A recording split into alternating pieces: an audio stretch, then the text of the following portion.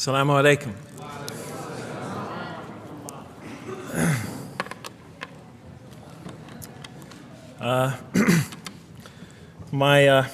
I've come from the University of Kansas.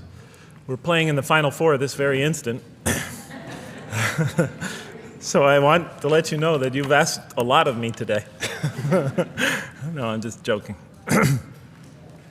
All right, very briefly, I just want to talk a little bit about what the Quran has to say about the purpose of life.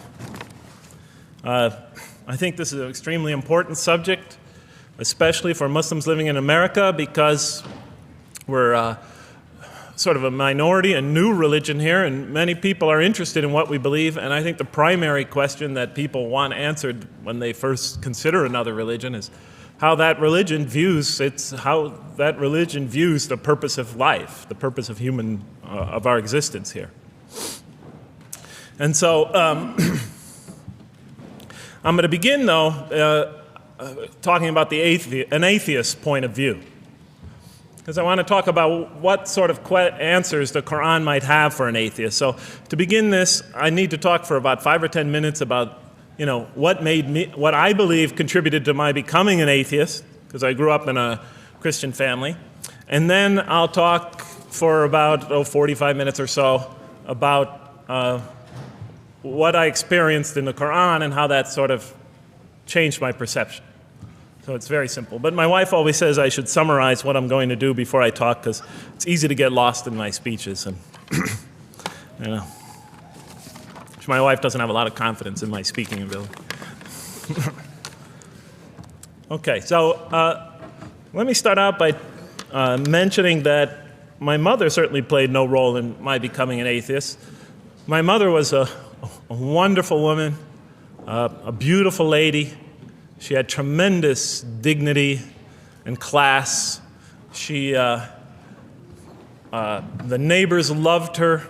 She was a registered nurse, and she put in many extra hours at the hospital. She worked in the ward that dealt with dying patients, and when I would come and pick her up late from work at night, not all the patients, but many of the patients would drag me over and talk to me and tell me what a wonderful woman my mother was. When she died, her funeral was packed, and person after person that came up to me had a story to tell about my mother and her goodness. Time and time again, people described her as, "Jeff, your mother is a true saint." She was a deeply religious woman, a great mother, a great teacher, a gentle person. She never cursed. I never heard her curse, swore, ever in her whole life. Never heard her speak to anybody rudely or speak about anyone rudely. She was a tremendous example of a truly religious person, and she didn't wear it on her sleeve. It was just slowly but surely you could see it just in her day-to-day interactions with people. My father, on the other hand, was a difficult man. My father, for some strange reason, had this tremendous rage inside him. I don't know where he got it. He had this terrible violence inside him. And every night he would try to quell that violence with hard drinking. And his drinking, though, only made him all the more volatile. Because my father could be laughing and joking one minute, and he could fly into an angry rampage the next for some unexpected reason. You never know what would trigger it. And once he flew into that angry rampage, it would take, he would just go wild in the house. The house would be in havoc. And he would rage on and on and on, and it would take an awful lot of liquor and several hours before he would finally go to sleep. And this would happen night after night after night. And so my 4 brothers and I was the 4th in line. My 4 brothers and I lived a frightening and precarious childhood. But I'd have to say the worst of it was watching my father regularly taunt and threaten and abuse my mother. And it would happen day in, day in, day in, day out, night in, night out. And it was a never-ending nightmare. You see, it's really not so bad when you're the target of your father's violence. You might think it's bad when a child is the target of their father's violence, but it's really not all that bad. At the moment of attack, you're really not thinking about anything except your own survival. When he's firing punches at you or kicking you on the ground or chasing you throughout the house, or when he's threatening you, "I'm going to hurt you, bad boy," you're not thinking about anything at that moment except escape. While all that's going on, you're not thinking about the aftermath or consequences, the psychological repercussions, or anything like that. And when it's all over, you might even excuse the onslaught because you figure maybe you somehow deserved it. If not for what you did this time, maybe for something you did in the past. You could always put the blame on yourself. But a far worse fear is the terror that overcomes you when you watch your father go after your mother. Because she's the only source of warmth and kindness, of love and protection that you know. And if he were to take that away, from a little boy's standpoint, then you lost everything. But far worse than the fear is the guilt. And it comes over you from several directions. First of all, there's the guilt that comes at you upon you from the growing antipathy you have towards your father. Because we're taught to love and respect our parents, and we are born with this natural bonding attachment to them. But when you watch something like this happen night after night after night, and this rage is growing inside you, you're being pulled in opposite directions. Then there's also, of course, the guilt that comes when you think that you might be the cause of this night's violence. Maybe something you said or did that you didn't even realize triggered it. Maybe just your father's dislike of you triggered an argument between your mom and him that is now raging on downstairs. But the worst guilt of all, and it is by far the very worst, is knowing that you did nothing to stop your father from hurting your mother. Because while he raged on against your mother downstairs, you hid in your bed and you trembled underneath the covers. Maybe you whimpered and you cried and you put the pillow on your head. And thus, you traded personal respect for personal safety.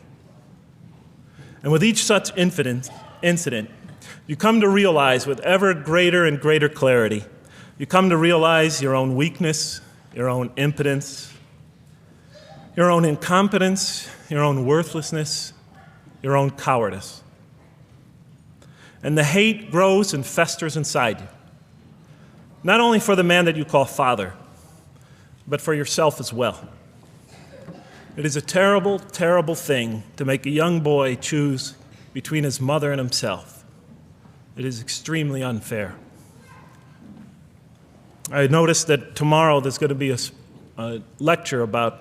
tomorrow morning, a lecture about spousal abuse given by Dr. Shaheen Rizwan. I hope you'll all attend it. I think it's a very important subject. When I was little, I used to daydream about life without my father. I just wanted the violence to go away. I wanted not to be afraid anymore. I felt like I was trapped in a bad dream and there was no way out. And so I prayed to God again and again and again to remove my father from our lives. But he was always there, and very soon I began to wonder if God really was. I could not fathom why God would subject my mom to such lifelong punishment. I could not imagine what great sin she must have committed, or that we, her children, must have committed to deserve my father. I didn't have the maturity to sort out such questions, but I had enough fear and anger to provoke them. I was too young to see the wisdom in allowing my mom, to suffer the violence and abuse of my father. I was too young to understand why God would let innocent children tremble night after night after night in their beds, fearing that they might not see their mother the next morning. I was too young to see how the mercy of God could even extend to my father with all his terrible failings. All I could see in my world was chaos and violence and fear, and so it became easy for me to question the existence of God. And I began to do that at a very early age. I'll even say that the turmoil of the 60s and 70s That's the age when I was a teenager in the late 60s, early 70s, only reinforced my skepticism. When John and Robert F. Kennedy were assassinated or Martin Luther King was gunned down, when Vice President Agnew was kicked out of office and Richard Nixon soon after him, when the race riots erupted in city streets like mine, and gang fights erupted in our cities, many of those which I was involved in, when I saw the bizarre and senseless carnage of Vietnam, they all confirmed the lesson that was already ingrained in me and that my father had taught me so well, that the world is dominated by random, consuming, undiscriminating violence. And very soon I began to ask why. Why would God make it that way? Why wouldn't he just pop us into heaven from the first and spare us all this suffering? Why does he let little children in Vietnam get napalmed and run down the street naked on fire when they had done nothing to deserve it? Why does he let the race riots go on? Why does he let the leaders be assassinated? Why does he just let the violence go on and on and on for people who had nothing to do with it? It wasn't of their own making. Why didn't he just make us angels and pop us into heaven if he could make us angels, which I was always taught he could? Why did he make us so susceptible to sin? Why didn't he make us impervious to it, like he made the angels? Is this the best world he could create, I thought? Is this the most perfect world he could create for our existence, for our beginning? I just couldn't figure it. And all the explanations I received from priests and doctors and lawyers, from whoever, spoke to me or taught me, they just didn't make sense to me. In any case, so I became an atheist when I was 16, even though I was going to Catholic school at the time. Declared myself an atheist in one class. It was a confrontation between me and a priest. We were talking about God and the purpose of life. And I expressed my views, and he said, well, then you don't believe in God. I said, well, I guess I don't. And then through my junior and senior year of high school, I got an F in religion, even though I continued to do very well on the tests. In any case, when I was 28, to make a long story short, some friends of mine gave me a copy of the Quran. And one night I was sitting in Diamond Heights, my apartment in Diamond Heights in San Francisco. I was working that time at the University of San Francisco. I was 27, 28 at that time, I can't remember. And I ran out of stuff to read, and I took this gift that my friends gave me and I began to read it. And I came to the first verse. Well, I opened the Quran, read the first page, then the second, and then very quickly, in the second surah, about 37 verses into the Quran, I came upon the story of mankind. And I have to admit, I read through it very quickly. It was about 9, 10 verses long, story of the first man and woman. And I recognized some of the details. It was similar to what I had learned when I was a child, but I noticed that there was something wrong. It was apparent to me that whoever authored this Quran, of course I wasn't a Muslim at the time, so I didn't have any idea who that was, whoever authored this Quran clearly did not understand the real meaning of the story, because they had obviously gotten the details confused. They didn't even understand the whole purpose of the story. And so I just read through it once, and then I read through it again, just to try to see what kind of point the author was making, and then I read through it a third time and a fourth, and then I realized this is something strange going on here. I'm going to read this much more carefully. I'm going to need to go through this story line by line, verse by verse, because it's obvious that the author is trying to bring out another point. And I wasn't quite sure what it was, but definitely he packs a lot of meaning into almost every word. And I thought the writer, at least, seems to have a great measure of brilliance. And so I'll try to sort of take you through what my experience was as quickly as I can. So I came to the 30th verse of the second surah, Surah Al-Baqarah, and it began like this. It said, "Behold, your Lord said to the angels, I am going to place a vicegerent on earth." The Arabic word is khalifa. It means a representative or an emissary of mine. "I am going to place a vicegerent on earth." And they said, the angels said, "Will you place therein one who will spread corruption and shed blood, while we celebrate your praises and glorify your holiness?" And God said, he said, "Truly I know what you do not know." See, that's the verse that hooked me. That's the verse that caught my attention. That's the one that kept on making me read the story again and again and again. Because listen to the way it begins. Behold, your Lord said to the angels, I am going to place a representative of mine on earth, a vicegerent of mine, an emissary, one who acts on my behalf. I thought, that's not the way it goes. You're not supposed to be placing man on the earth in some positive role, some elective office. You place man on earth as a punishment for his sin. Clearly, I knew the author didn't quite get the point. But still, it was an amazing line. But then I come to the next line, and it says, and the angels say, will you place her in one who will spread corruption and shed blood, while we celebrate your praises and glorify you? I looked at it again. I couldn't believe the question. They said, will you place her in one who will spread corruption and shed blood, while we, the angels, celebrate your praises and glorify you? I looked at that and I said, exactly. That would be my question.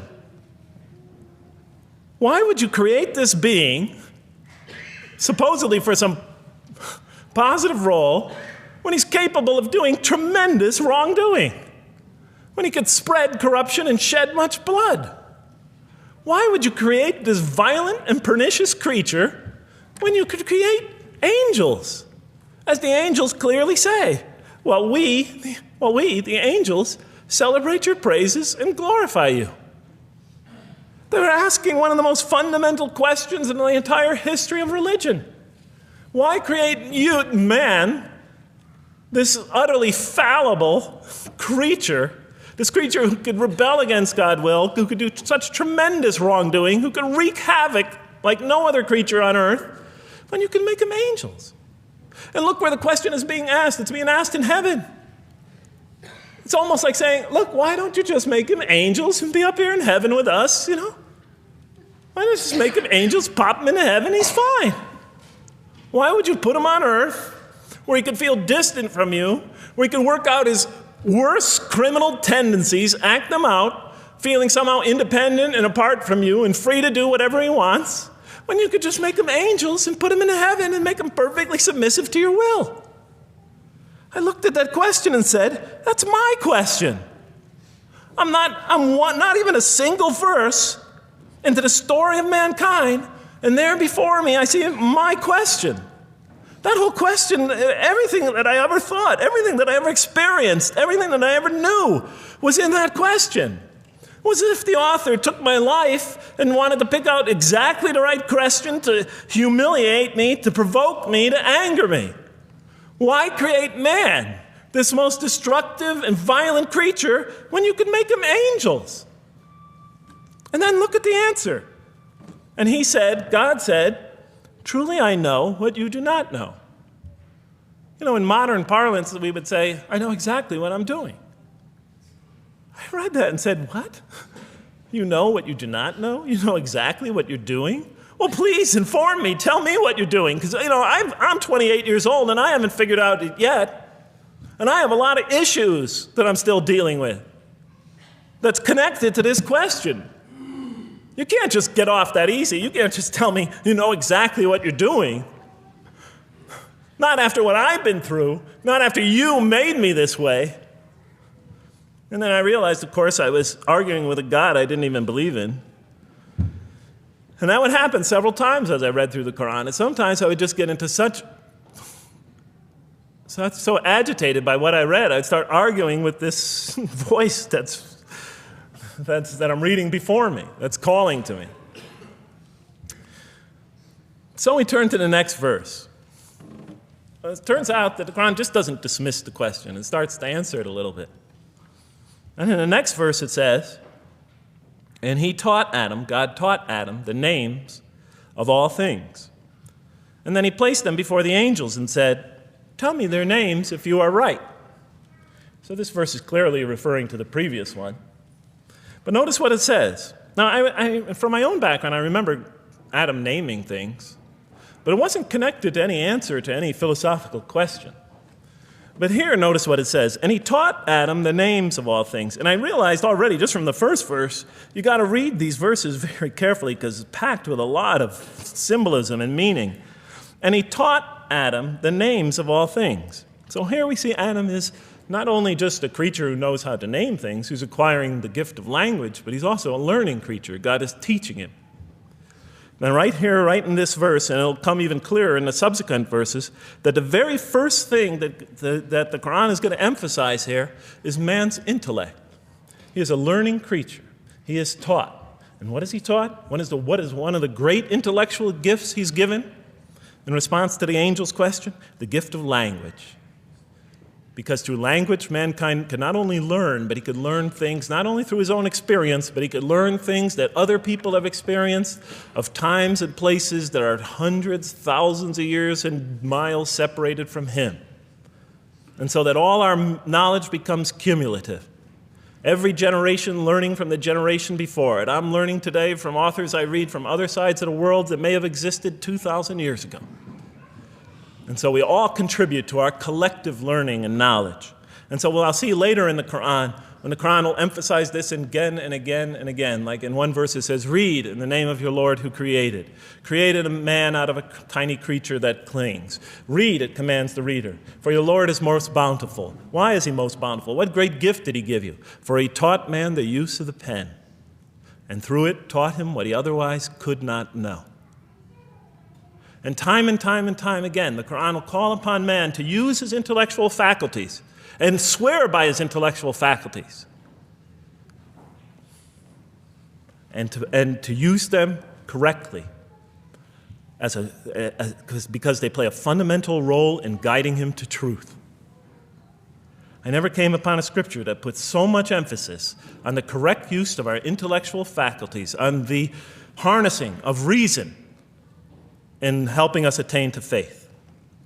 And he taught Adam the names of all things. And then he placed them before the angels and said, tell me their names if you are right.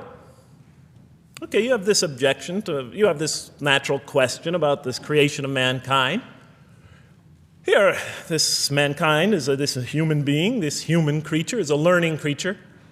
He has many intellectual gifts. Here, I'm going to place these things before you. Tell me their names if you are right about man. And what did the angels say? In the next verse they say, glory to you. We have no knowledge except what you have taught us. In truth, it is you who are knowing, the wise. They say this task, this intellectual test that's put before them is beyond their grasp. Notice what they emphasize. We have no knowledge. This would take knowledge. This would take an intellect that they don't possess. In truth, it is you who are knowing, the wise. You got it. It's easy for you. You're the knowing, the wise. You have knowledge. You have wisdom. But this would take knowledge and wisdom that is beyond us. And so in the next verse we read, and he said, "O Adam, tell them their names." And when he had told them their names, notice how it's just like it's nothing for him. For mankind, he has this phenomenal ability. And when he had told them their names, as if it's just a triviality for man, he names them. "O Adam, tell them their names." And when he had told them their names, God said, "Did I not tell you that I know what is unseen in the heavens and the earth? And I know what you reveal and conceal?" And he's clearly going back to the angel's question. Yes, you have these natural concerns about the creation of mankind. Yes, he could do these evil things. But look at this tremendous intellect he has. This is something you have overlooked that you haven't considered. And that's clearly the point of these verses. Even though I felt that the author didn't quite, it was as if I realized that he didn't misunderstand the story. He was taking one of the great stories in the history of humankind, one of the fundamental greatest stories in the history of mankind, and molding it and using it as a vehicle for an entirely original message. And God said, "Did I not tell you that I know what is unseen in the heavens and the earth? And I know what you reveal and what you conceal?" In other words, didn't I tell you I know exactly what I'm doing? And then in the next, and didn't I not tell you that I know what you reveal and conceal? I looked at that. What question what did they reveal and what did they conceal? What did their question reveal and conceal? I thought about it for a minute. Oh, it's obvious. What did their question reveal? You just go back and look at the question. It revealed the sinful and sinister propensities of man. I mean, it's obvious, right? Why are you all looking at me like that? You're starting to scare me. You're all looking very serious. Am I losing you? Wow. Okay. So, they revealed the sinister and evil propensities of man. But what did their question conceal? And all you have to do is think about it for a minute. Human beings, yes, they could do evil. Yes, they could do wrong. Yes, they could create misery. But they could also do exactly the opposite. They could choose to do evil. They could choose to do tremendous good. They could choose to do tremendous violence. They could choose to show tremendous compassion. They could choose to live by falsehood. They could choose to live by the greatest truths. They could be terribly ugly. They could be terribly beautiful. And up until that point in my life, I, like the angels, that only saw one side of the coin. For the first time when I read that verse, believe it or not, it was an eye-opener for me. I had always been obsessed with the evil potentials of human beings. When I read that verse, I realized that, and I had a great example right in front of me with my own mom, I realized that I had been blinded by only one side of human nature. So we go on to the next verse. And behold, we said to the angels, bow down to Adam, and they bowed down. But not so Iblis. Iblis is like the father of Satan. Satans, satanic beings, forces, creatures, existences. He refused and was arrogant. He was of those who reject faith. An interesting statement. And behold, we said to the angels, bow down to Adam. And they bowed down. Bowing down could symbolize two things. Bowing down could symbolize the superiority or potential superiority of one being over another, and so they bowed down to them. Bowing down could also mean that they serve that creature in some respect. Of course, the Quran says that all beings serve God, all created beings serve God. But this verse seems to be indicating, and the rest of the Quran will make it clear, that these angelic beings, these angelic entities, will serve the development of mankind. We'll even see later that the satanic beings serve the development of mankind. Both forces, angelic and satanic, will serve the development of mankind. Because one will present man with a choice to do the most altruistic things. The other will simultaneously try to influence man in the opposite direction. And so human beings will be moral creatures, and they'll have to make moral decisions. And it's in those moral decisions that they will grow spiritually and morally as human beings. And they'll take that into the next life. And the angelic and the satanic forces will be catalysts for those moral choices that they make. They will heighten the human being's awareness of the rightfulness and the wrongfulness of the choice he's about to make. And the self, the soul, the nafs, as they say in Arabic, will have to make the ultimate choice between good and evil. And that choice, that test will come again and again and again as human beings either grow or decline.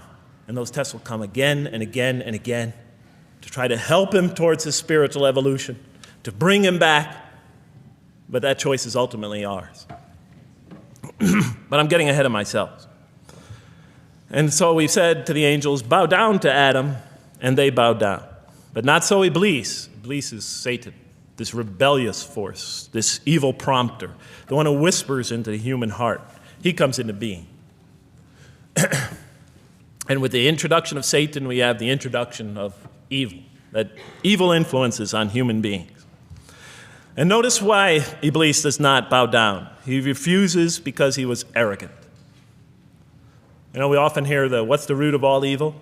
In the West, it's always money, greed, etc. Here the Quran says that, seems to be saying that the root of all evil is not always material wants. It's not always money, it's not always greed. At the heart of evil is arrogance, putting yourself above all others, of assigning to yourself special priority and neglecting the rights of others, of pride and arrogance and envy, the source of evil. He was of those who reject faith. I looked at that verse and I said, okay, I mean, I get why you would create angels, to sort of influence man in a positive direction. But why in this story now are you introducing Satan? What sort of role was Satan play? And then, of course, you just think about it for a minute and you say, yes. The story is telling us that on one hand, we have these magnanimous urgings come from one direction. On the other hand, we have these satanic urgings coming from another direction. In other words, the Quran is telling us that man is not only a learning creature, but he's a moral creature. He has understanding of right and wrong. And God infuses those, allows those influences to come to him. Man is not only an intelligent being, but a moral being. And so, the Quran is not all that difficult to understand. You just sort of read it, I found, and you just sort of follow your nose through it and see what it's saying.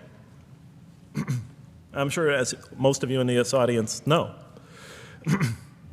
Okay, so we see that man is not only a learning creature, but he is a moral being as well. There's another verse in the Quran that says, by the soul and that which whispers into it, or which breathes into it. It's morality, it's immorality, and it's God consciousness. Both of these we are under the influence of. And God allows us to be under the influences of this. He creates us to be exposed to both influences. And then the verse says, truly he is successful, who causes it to grow. Causes his soul, his self, his real self to grow. And truly he is lost who stunts it, who disallows, who destroys his personal growth. So mankind is not only an intellectual being, but a moral being.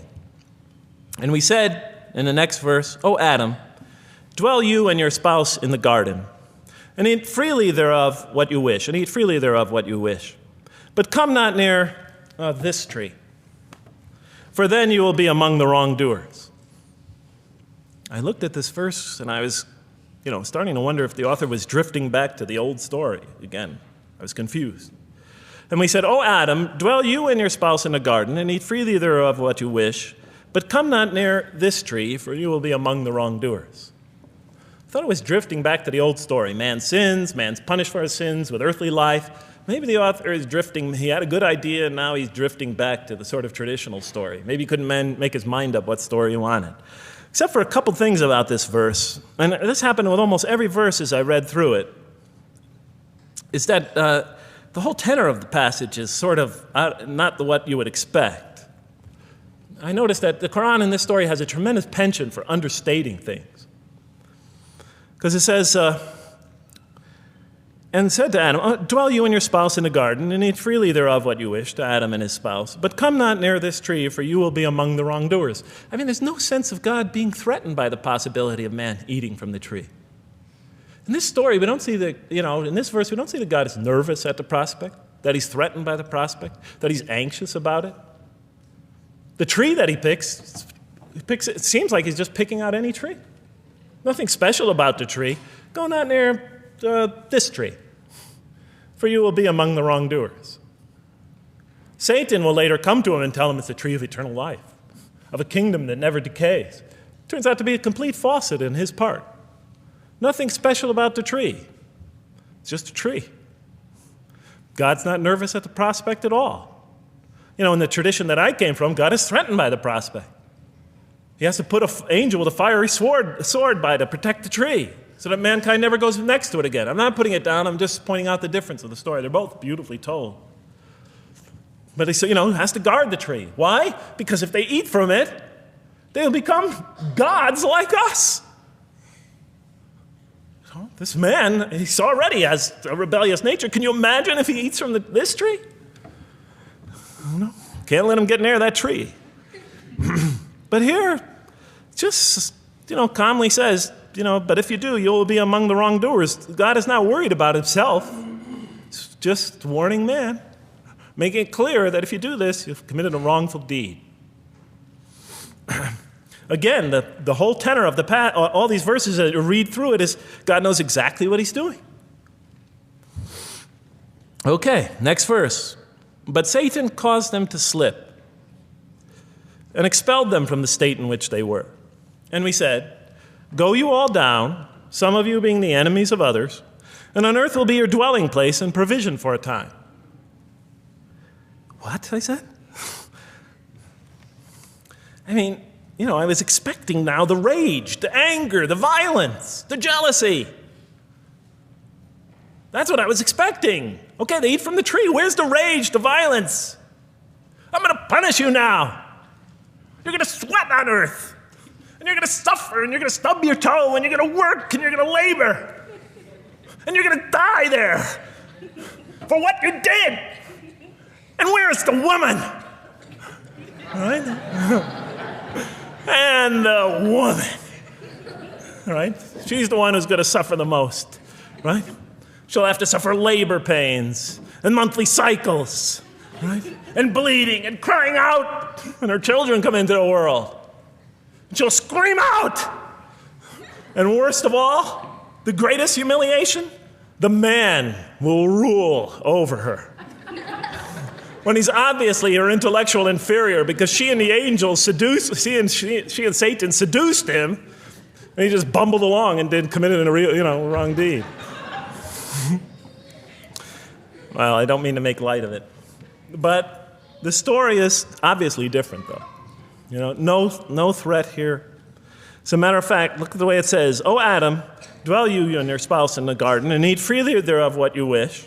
But come not near this tree, for you will be among the wrongdoers." Then they make the mistake. But Satan caused them to slip and expelled them from the state in which they were. And we said, "Go all you down, some of you being enemies of others, will be adversaries of others. Some of you will be adversaries of each other, and on earth will be your dwelling place and provision for a time." This is not a deity losing it. If you look at it, on earth will be your dwelling place and provision for a time. That's not the words of a God that has lost, that is really extremely upset. On earth will be your dwelling place and provision for a time. When I walked into the hotel today, and they said, and it's this nice one up there, I don't know the name, I can't remember the name of it, but it has a continental breakfast. And they said, your room will be room 111, and there's a continental breakfast in the morning. I didn't say, I didn't think they were mad at me. Because they said, you're going to sleep here, and this is going to be your provision in the morning. Oh, thank you. But notice something else about this verse. When you read these verses for the first time, I don't know, maybe I'm nuts, and many people think I am. But when you read these verses for the first time, this is just so much that catches your attention. But Satan caused them to slip. I remember, I couldn't get that verse out of those words out of my head. Satan caused them to slip. To slip? The greatest sin in the history of the human race, and it's called a slip? In my culture, slip means, you just momentarily, for a fraction of a second, you lose your focus. It's not a big deal. My Uncle Bob used to always say to me, "Jeff, I'm sorry I'm 5 minutes late, I slipped up." The understanding is it's no big deal. It's just a slip. That's what we say when we make a minor mistake. I slipped up. Don't worry about it. Never happen again. A slip, I said? Momentary loss of focus? The greatest sin in the history of humanity? Why we're all here? Why we're all suffering? Why we experience death? A slip? I didn't believe it. I went to my Arabian friends at that time. I didn't know any Arabic. They came to this verse. We went through it line by line. I said, now don't change any words. Just read them one at a time. But Satan made them, and I said, okay, this one right here. What does it mean? Tell me what that means. They looked at it. It says, slip. Slip. And expelled them from the state in which they were. A slip, I thought? But then maybe I was trying to force the traditional understanding, the traditional interpretation. Maybe it was just a slip. After all, they didn't commit murder. They didn't commit robbery, rape, pillaging, assault. They ate a couple of pieces of fruit. It's not the greatest sin in the history of humanity by any means. And then the next verse says, and then they were expelled from the state in which they were. Well, what state were they? Let's see now. Let's go back from where we started. First, mankind is being taught. We see he's an intellectual being. Then we show he's a moral being. Moral being means he's a being that's going to have to make choices. And then God gives him this choice. It's not a huge deal. It's not the gravest sin in the history of humanity by any means. It's minor by any standards. They make it, though. We see that God originally intended to put man on earth as his vicegerent. We see a period of preparation where he's being prepared intellectually, where he's growing as a moral creature. When does God finally put him on earth? What signals that he's ready to begin? He makes his first independent choice. It's not the worst deed in the history of humanity. It's minor on anybody's scale, but it shows that mankind is ready to act on his own, to be his own, to make his own choices, that God has empowered him to make choices, and he's ready to make them and carry them out and see them most often to their expected ends, if God wills. And that seems to be the only real significance of it. But I thought, maybe I'm getting this wrong. Maybe God just blows off into an angry rampage the next verse. So I look at the next one and it says, "And then Adam received words from his Lord. And God turned to him mercifully, for he's oft returning, ever merciful." Well, if I had any doubts up till now that God is not enraged by what this has happened, that God hasn't prepared mankind for this choice, for what was eventually going to happen, that all this was preparation for mankind to begin his earthly sojourn in this famous allegory. If I had any doubts before now, I had them, certainly didn't have them after reading this verse. This verse is entirely consoling, reaching and merciful, reaching out to mankind in mercy. Mankind goes to earth. He's obviously afraid. He obviously feels remorse. He's in an unfamiliar environment. And what does God do? He turns to him. He turns to him. In Arabic, the word has the meaning of like a father turning towards an infant or a child or somebody, or a parent, a mother turning towards her child. And he turns to him mercifully, for God is oft returning, ever merciful. And Adam receives words from his Lord. What kind of words? Probably words of consolation, words of hope, words tell him not to be scared. And in the next verse, we see those are exactly the type of words that Adam receives. He says, "Go down," Adam and his spouse, "go down from this state, all of you together." Repeating that again, just so that we know that this is not a punishment here. "Go down from this state, all of you together, and truly there will come to you guidance from me. And whoever follows my guidance has nothing to fear, nor shall they grieve." It is an emotional picture. This young couple is here, in fear and in shame, feeling remorse, and God reaches out to them and turns towards them and tells them, "You have nothing to fear, nor shall you grieve. I know this is tough for you, but you've been prepared for it up till now, through your entire existence. It had to happen. This is a necessary stage in your development, in your growth, but just hang in there, follow my guidance, be true to me and I'll be true to you. I'll guide you, I'll help you, I'll do whatever you need. Just follow my guidance and you have nothing to fear, nor shall you grieve." Okay. So I was impressed. I thought this author, whom I didn't know, I thought was extremely brilliant.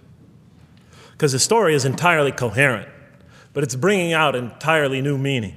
And it's stressing some things in the human equation that I would never have normally thought of. Actually, I thought these sort of things argued against the existence of God. Here, the author was using them to say, look at these. These play a fundamental role in the purpose of life. What?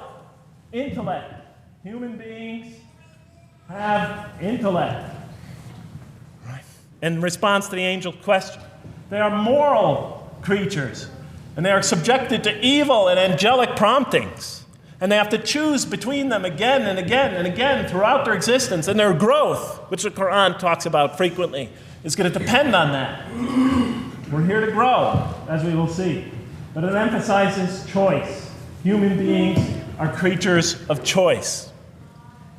It also emphasizes suffering. Suffering. Hey, that's pretty nice writing.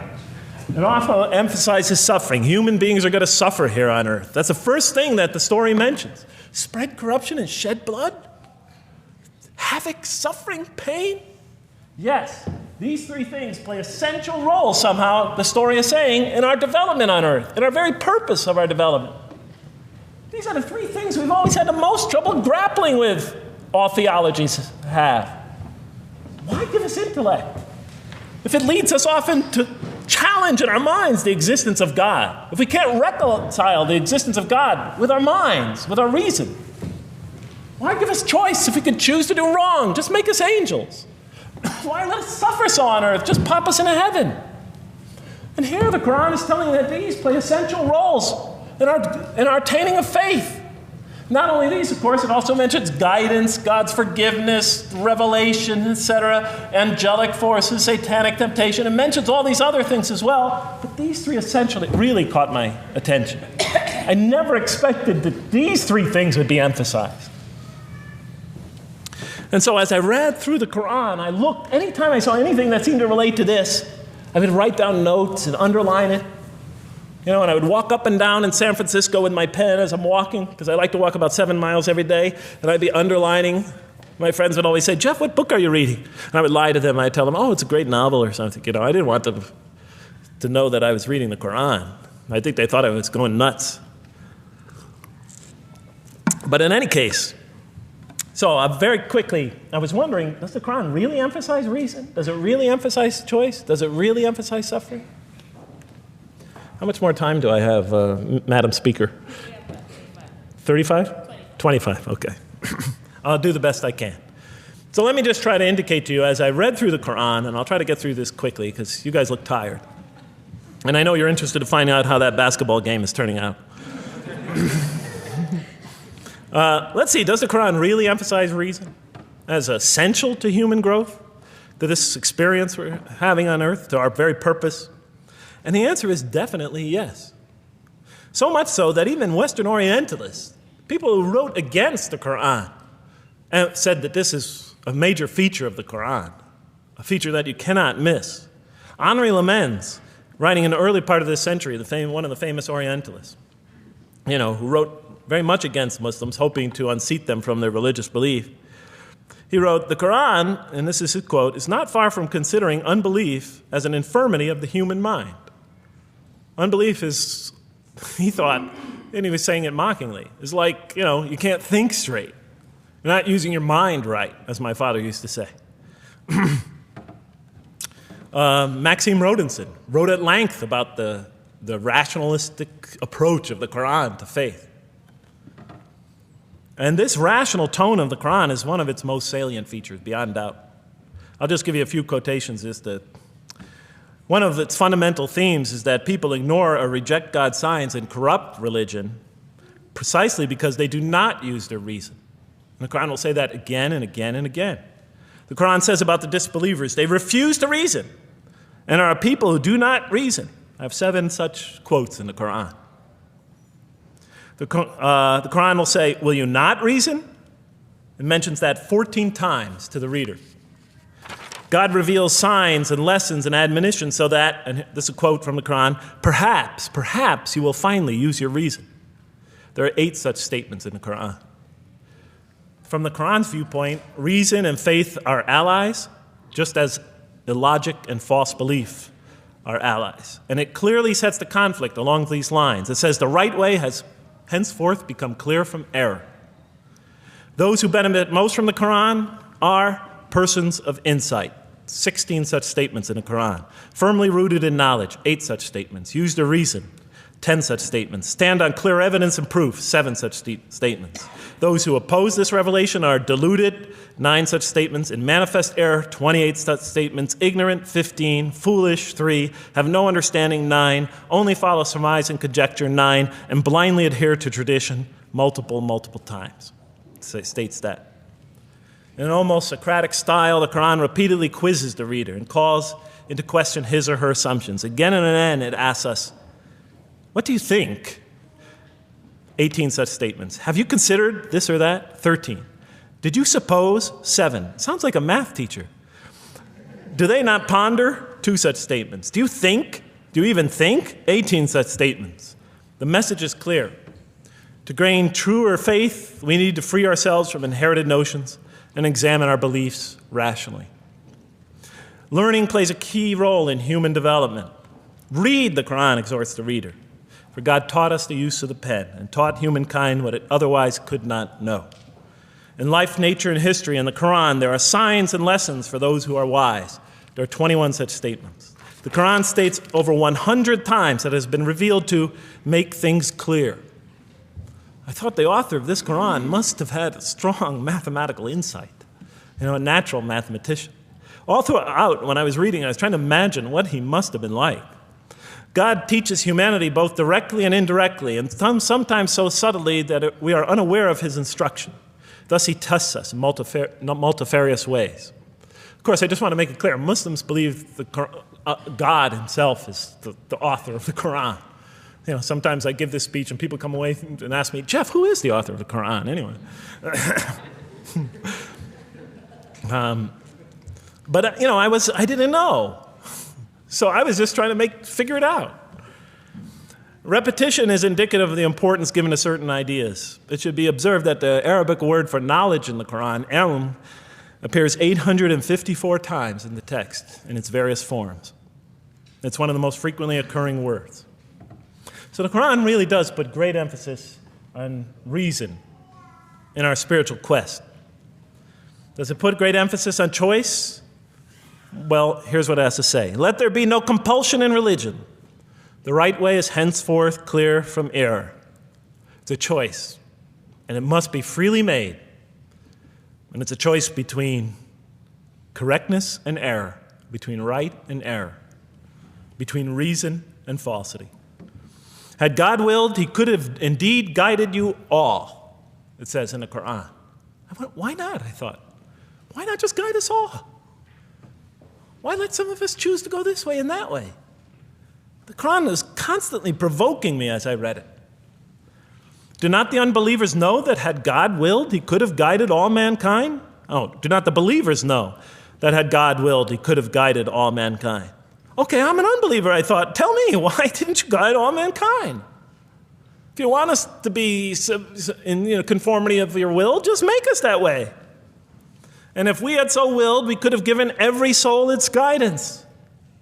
Why did you let us be creatures of choice? Just program us to do the right thing. Never make a wrong choice. Had God willed, he could have made us all one community. He could have made us clones of one another. But he didn't. It wasn't part of his plan. Enlightenment has come from your Lord. He who sees does so to his own good. He who is blind is so to his own hurt. It's your choice. It says it again and again in the Quran. Remember when I was reading this, I was a disbeliever. And this scripture is constantly reminding me, it's your choice, Jeff. It's no compulsion in this. It's your choice. It's up to you. You're probably not reasoning correctly here. Think a little harder. Come on, try. Just a few more steps. And whoever is guided is only to his own gain, and whoever is stray, I am only a warner. It's your choice. We have revealed to you the book with the truth for mankind. He who lets himself be guided does so for his own good. He who goes astray, it's to his own hurt. It's his choice. There are many, many such references. I'll stop there. But you get the point. The Quran clearly emphasizes that choice plays a key role in our development. But what about suffering? Suffering's the biggie, right? That's the real major question. What does the Quran have to say about suffering? Because every religion deals with suffering in a different way. It's either something you have to be saved from, and so some religions stress salvation, or it's something that you have to sort of transcend through meditation and training so you can sort of not feel it so much, get above it and beyond it. Some religions see it as primarily punishment. Some of the more ancient religions see it as the result of the precarious and whimsical, control of many gods working against each other, playing with human beings. Different religions have dealt with it in different ways. But almost all of them, I would indeed say all of them, have sort of seen it as something not so good. But let's see what the Quran has to say about it. Something to be avoided, to transcended, to be saved from. The Quran says just the opposite. You are going to experience it. You will suffer in this life. And it plays a fundamental role in your development and your growth and in what you are to become. This scripture didn't just say you're going to experience it. It said you should embrace it. You should struggle through it. Your life should be a struggle, it says. It should be a jihad. Yeah, right?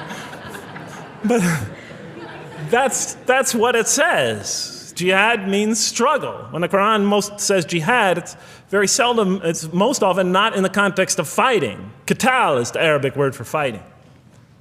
But it says even in the Mecca verses, long before Muslims had to defend themselves against their oppressors, it mentions that you have to struggle in the path of God. With the Quran, it even says. Struggle in the path of God with this Quran. Life is a struggle. It says in one verse, most assuredly we will try you with something of danger and hunger and the loss of worldly goods, with the loss of your lives and the fruits of your labor. Most assuredly we will try you. It's not just talking about evil people, good people.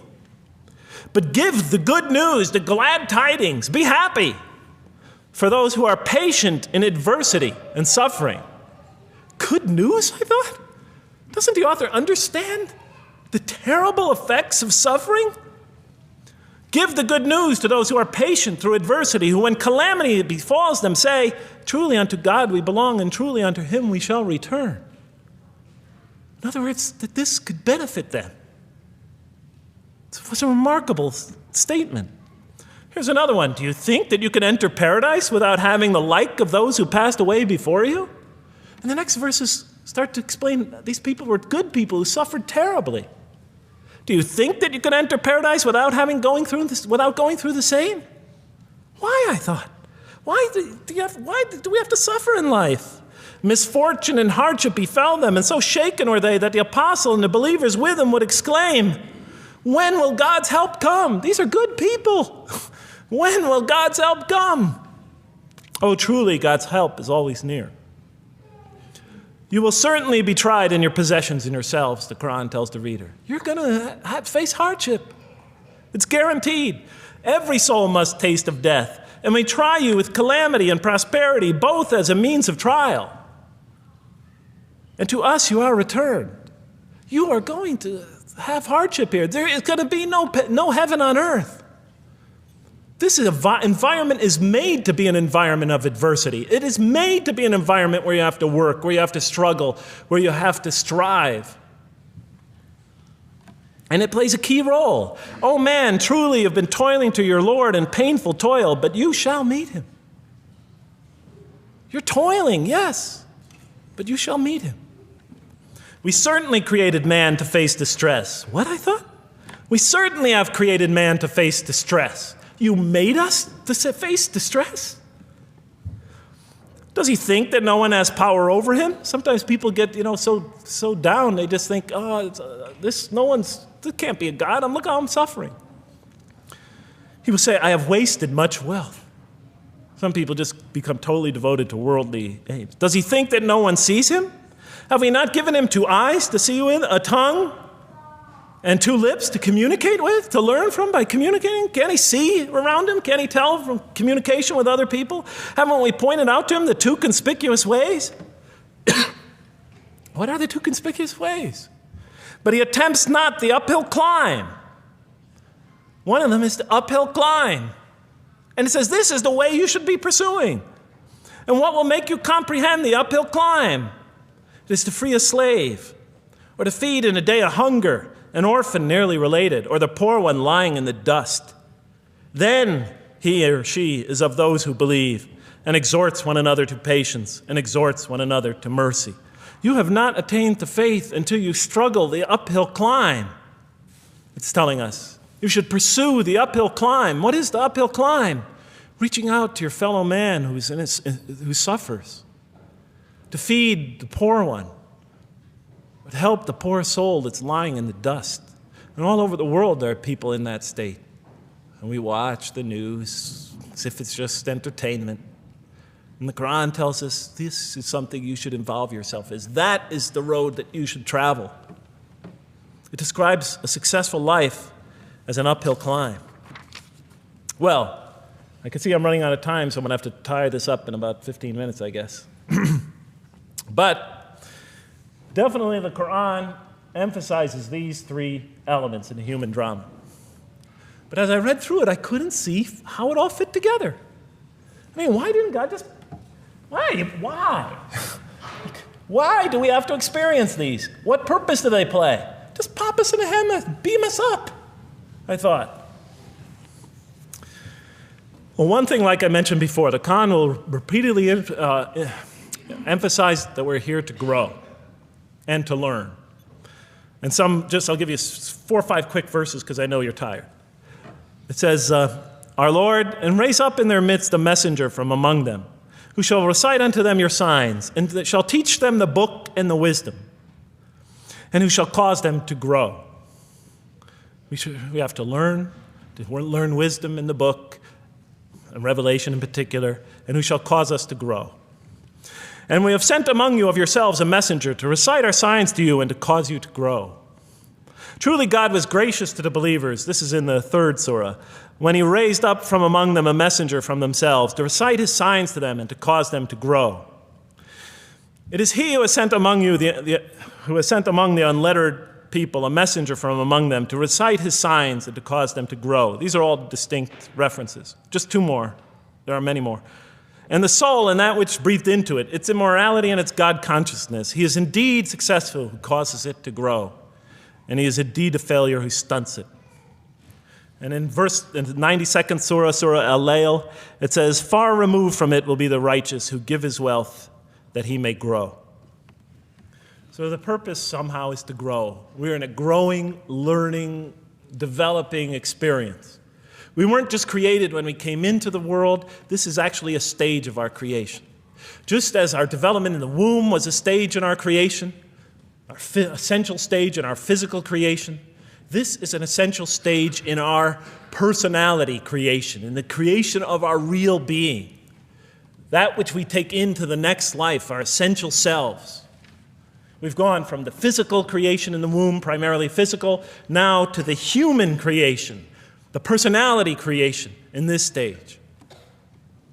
I thought maybe I'm, projecting my own neurosis into the scripture. Maybe it doesn't really emphasize that life has a purpose. But time and time again, I would find it does. For example, just quickly it says, those who remember God standing and sitting and lying down and reflect upon the creations of the heaven and earth and say, Our Lord, you did not create all this in vain. You did not create all this in purpose. Just when I was starting to think, maybe the Quran really doesn't state a purpose of life. It really doesn't mean there's a real purpose of life. Maybe I'm reading into it something that is there. I would come upon verses like that would force me to just read a little further, make me think, well, maybe it's just around the corner. We have not created the heaven and the earth and whatever is between them in play. If we wished to take a sport, we could have done it by ourselves, if we were to do that at all. God doesn't create to satisfy his whims or fancies or entertain himself. Do you think that we created you purposely and that you will not be returned to us? It says in the 23rd surah, the true sovereign is too exalted above that. In the 44th surah, we did not create the heavens and earth and all that is between them in play. That serves a purpose. Now, what sort of purpose can it possibly serve? So I tried to, apparently the Quran speaks about believers and those who are the rejectors. You have the believers on the one hand, the rejectors on the other. Now, apparently God has created us to be believers. So I tried to study what the Quran has to say about the believers, and it's a natural thing to do, to see what it wants us to become, if it has anything to do with these essential elements that it stated. I mean, it's a natural way to approach it. I think you agree. Do you agree? Somebody nod your head. That's what I say to my math students. Just one head nod is enough for a mathematician. Get one head going, okay, I did my job. Okay. So, how does the Quran describe the believers? What are they supposed to attain to? What is their ultimate thing that they're supposed to get? What are they ultimately supposed to achieve? And it's very clear when you read the Quran that what they will achieve in this life and will experience to so much greater degree in the next is they will experience a relationship of love with God. They will turn to God in love, and God will turn to them in love.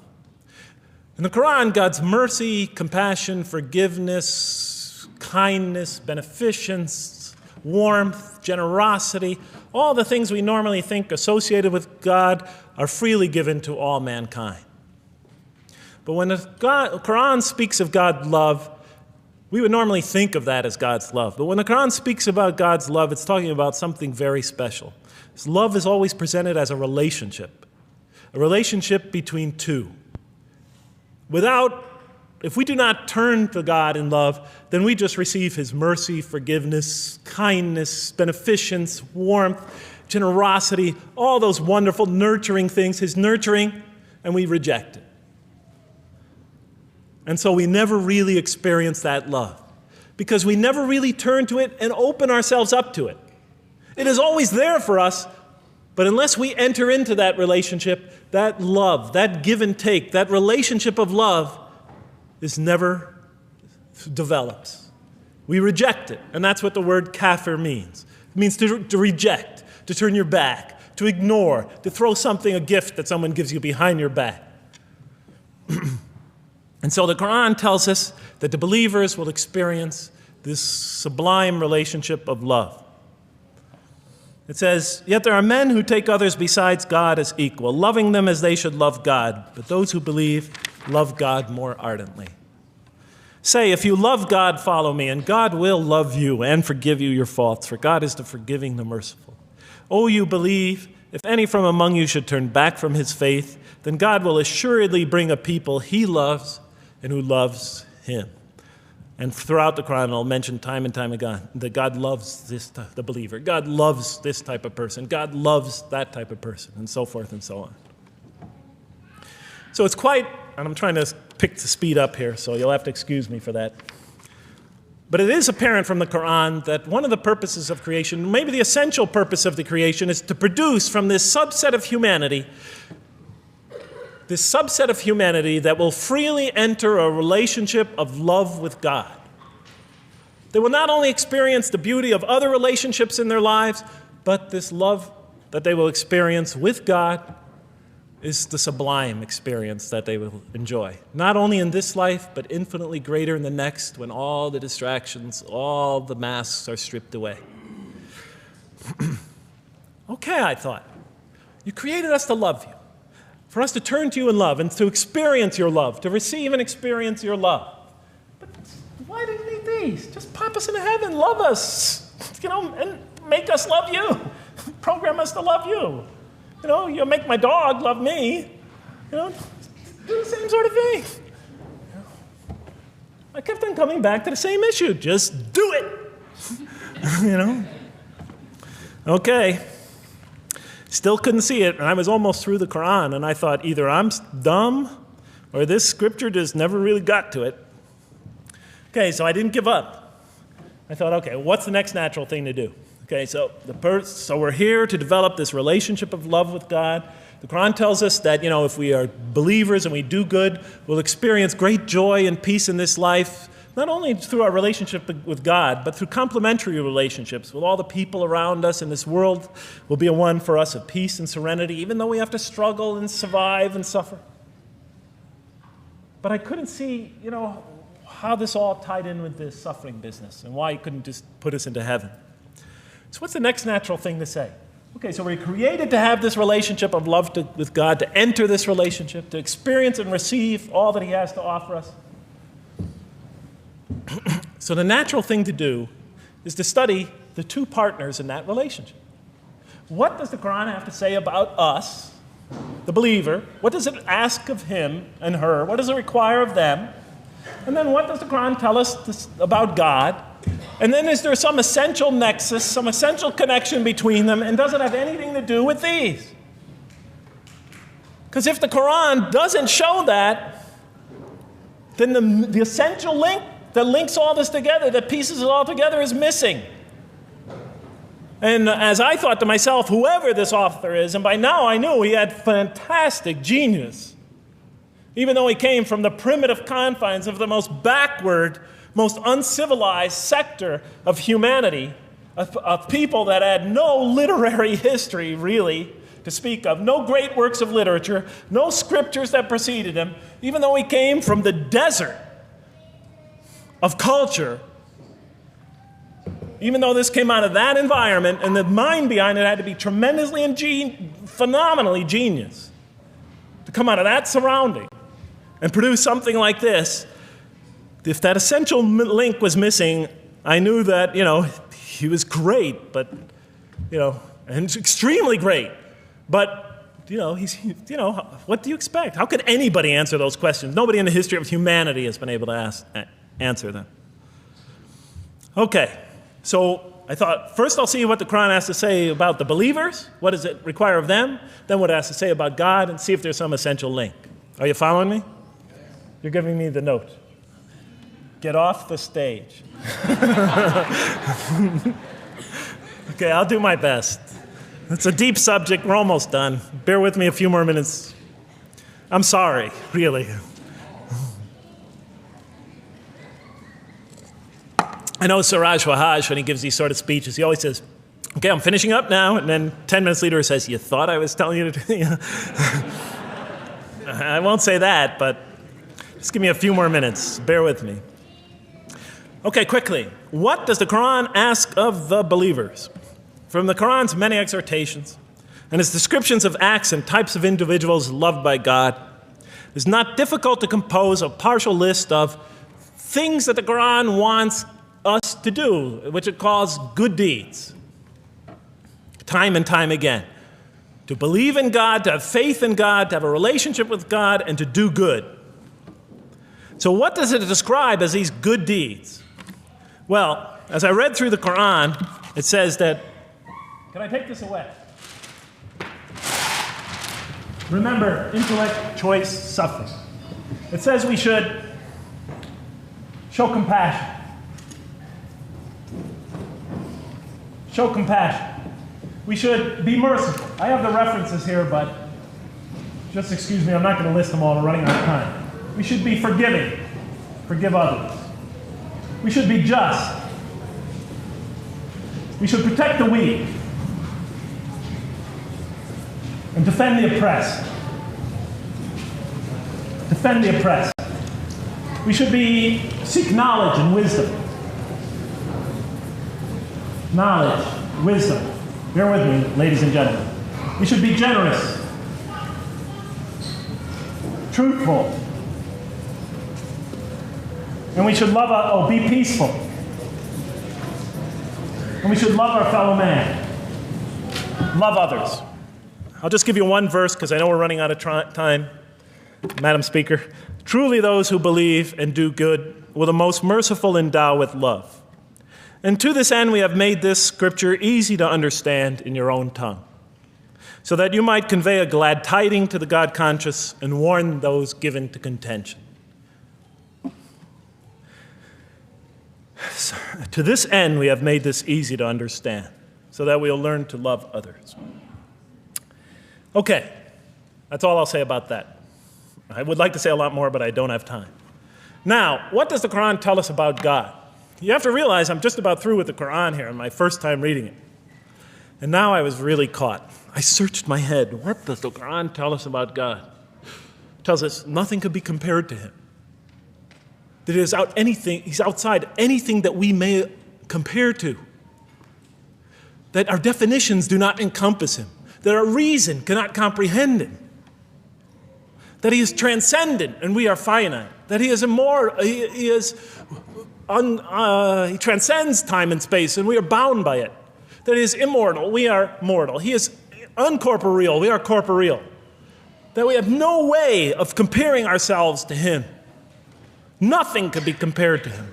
I thought, oh my God, I'm so close and yet so far. Because I'll never understand the essential link between us and God and why these three things fit into place. Because the Quran tells us that we could never really quite understand God. Or at least that's the way I thought. And so I put down the Quran when I had finished it. And much to my dismay, I was honestly disappointed because I thought I'm just the author made a brilliant try, but he never quite made it. And so I was sitting in front of, about 3-4 weeks later, I was sitting in Diamond Heights in my apartment watching a football game, I think it was. And sometimes things just slip into your minds when you least expect them, and I'm sitting there watching it, and all of a sudden into my mind came a thought. And I said, wait a minute. The Quran does tell us so much about God. It tells us again and again and again, but somehow I just missed it. Just skimmed over it every single time. Because if you turn to almost any page, if you turn to the beginning of any surah, you could see time and time again essential information about God that I just thought was sort of a literary device, something to make it just sound more beautiful. Because if you turn to the beginning of any surah, you'll see the words Bismillahir Rahmanir Rahim, in the name of God, the most merciful, the most compassionate. If you read almost any passage, long passage, when you come to the end of it, it's punctuated by dual attributive statements like God is the merciful, the compassionate, God is the forgiving, the gentle, God is the kind, the protector, God is the generous, the truthful, God is, and so forth and so on. There are tens of thousands of such references in the statements in the Quran. What the Quran defines as God's most beautiful names, his attributes of perfection, repeated again and again and again on almost every page. And as I sat there, sitting by the television, I started to jot them down in my, on my little piece of notebook there. Same notebook I used to jot these down before. And I began to list from my own mind the attributes of perfection as I remembered them. And they were, God is the compassionate. God is the merciful. God is the forgiving.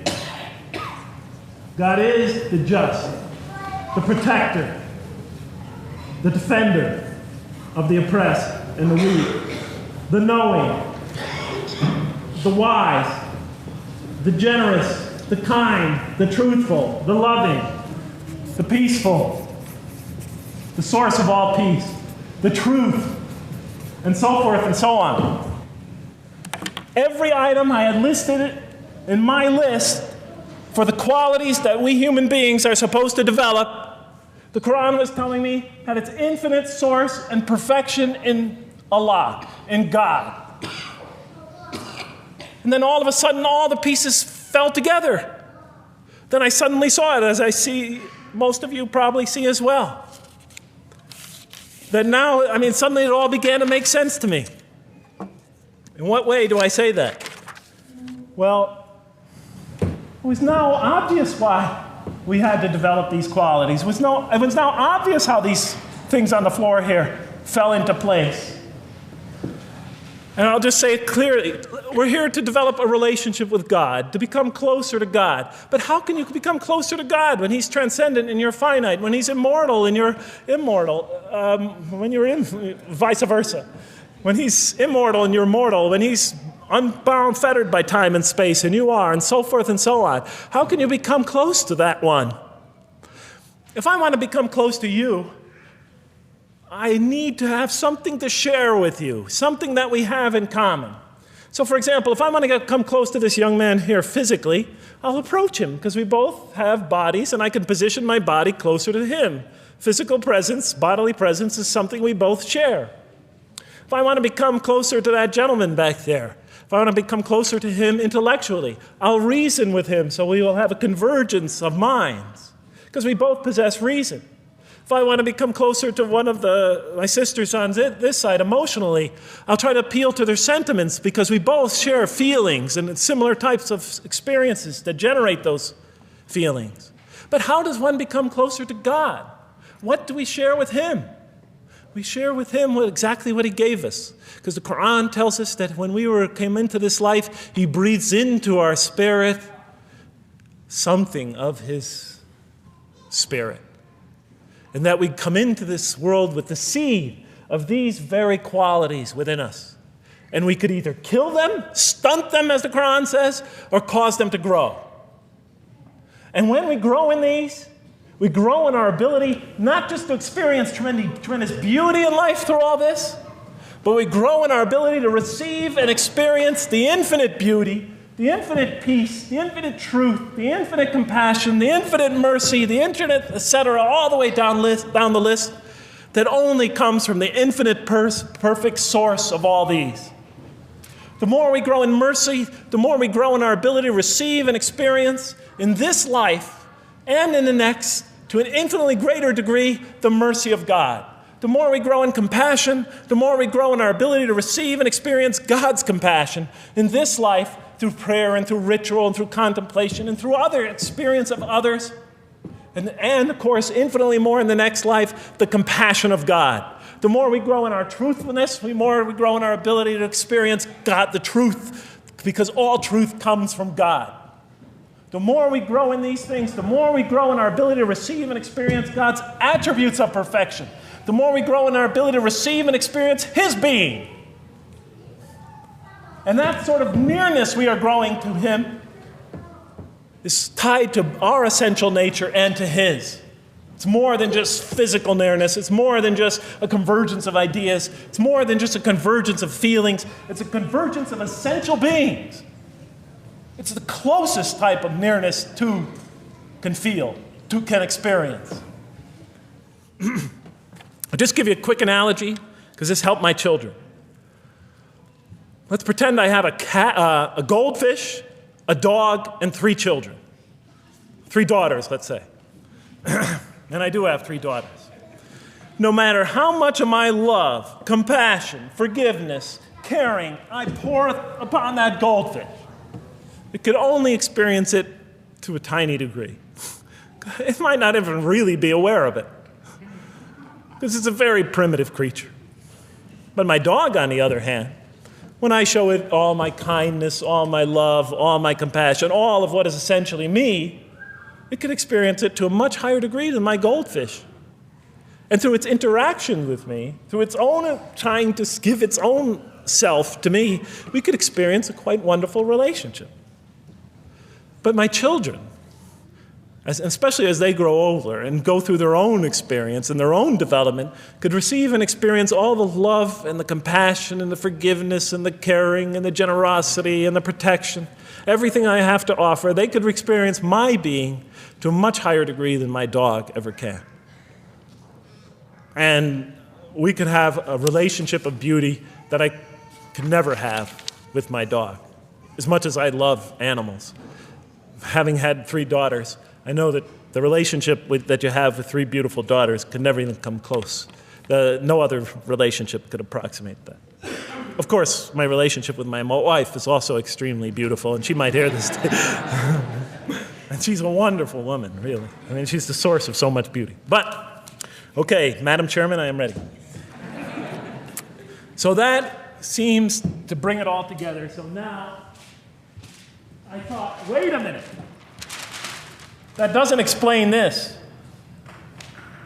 Why the intellect? Why the choice? Why the suffering? I thought, you almost had me, this Quran. You almost duped me. You almost tricked me, seduced me into accepting this philosophy. But wait a minute. What about intellect, choice, suffering? Why do we have to experience these? Why couldn't you just programmed us to be merciful, compassionate, forgiving, etc.? Why do we have to go through all this? And then, of course, the answer came to me as quickly as I thought of it. So we are creatures, and we grow, and we become.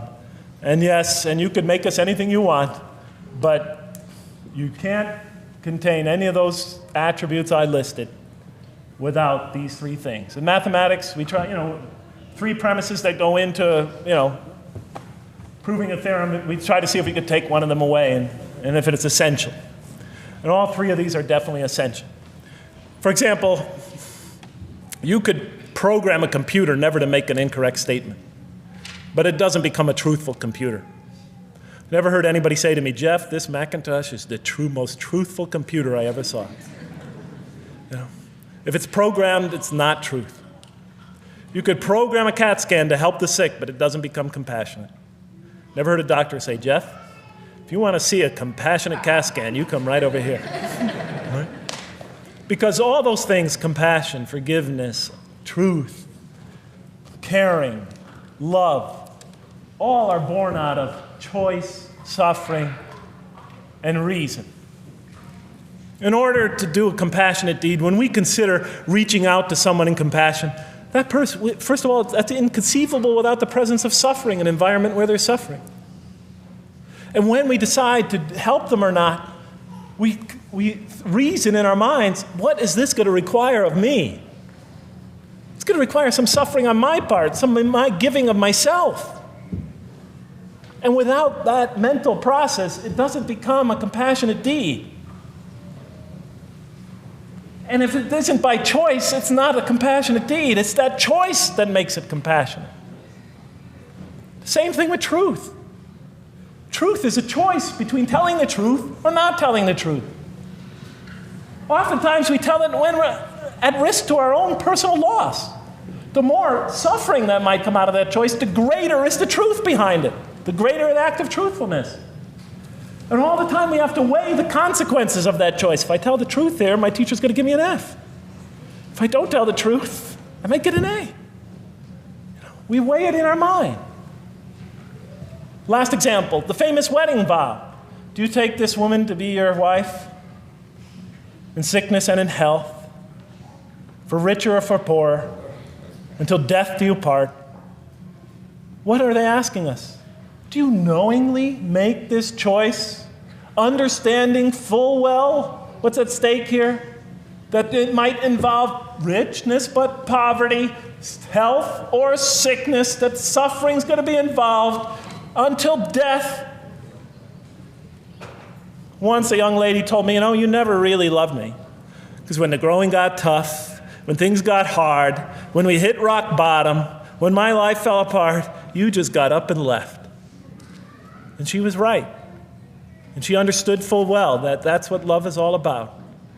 It is through giving and suffering together and hanging in there with each other and not bailing out and persevering through suffering, making that choice and knowing what you're doing. All those three things are essential. So it's very easy to see why the Quran stresses these. For in order for us to grow in these, I dropped it, we have to have these.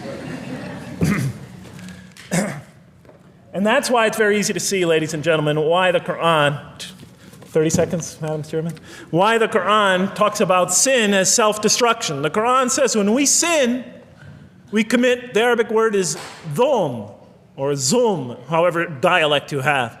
Dhulm against ourselves. We oppress, we destroy ourselves. Because when we don't grow in these, when we grow in the very opposite of these, we are literally destroying ourselves. When we grow into the things that are antithetical to these, we are destroying our natures and will not allow ourselves to receive and experience the beauty that could be in store for us this life and the next. It's like coming into this world and developing in the womb none of the physical things you need to experience comfort and joy and peace and happiness on a physical level in this life. It's as if you're coming into this life and you've destroyed yourself physically somehow in the womb, and you came into it and you had nothing to protect you from the cold, from the heat, from the harshness of the elements, from germs, from disease, nothing to protect you, nothing to satisfy, give you the ability to satisfy your thirst or your hunger, nothing for you to experience any physical comfort. This is all that matters as we go into the next life. If we don't develop these through our relationship with God, our very purpose of our being, then we will experience terrible suffering in this life, worse than if we came into this life in a physical state that didn't avail us of any of the comfort of this life. And so it'll be worse than fire. It'll be worse than endless fire. It'll be worse than the worst hell we could possibly imagine. So the Quran tells us, that yes, when it talks about heaven and hell, it's used very powerful symbolic language, but what it essentially is telling us is imagine the greatest joy and wonder and peace and serenity you could ever experience, and that's what's open to you on the one end. But on the other end, imagine the most terrible suffering that you could possibly bring on yourself, and you could also do that to yourself as well. And it'll be worse than anything you could have ever imagined. And it's the Quran tells us that God says on the day of judgment, I did not harm you in the least. You destroyed yourselves. And it could say that in total objective truth. And that's why the Quran, well, I think I'll leave it at that because Madam Speaker is about to shoot me. I still have other things to talk about, but I want to find out how that basketball game is going. So thank you so much for listening to me for so long. And may the peace and mercy of Allah be upon you all. I didn't mean to try to scare anybody at the end. That wasn't my goal. I was just trying to make a point. And may the peace and mercy of God be upon you all. Thank you so much. Assalamu alaikum.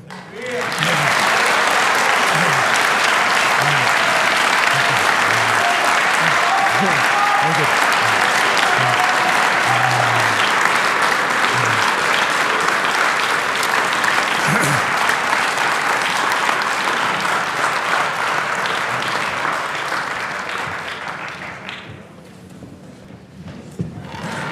All right, we'd like to thank Dr. Lang for that very heartfelt, very long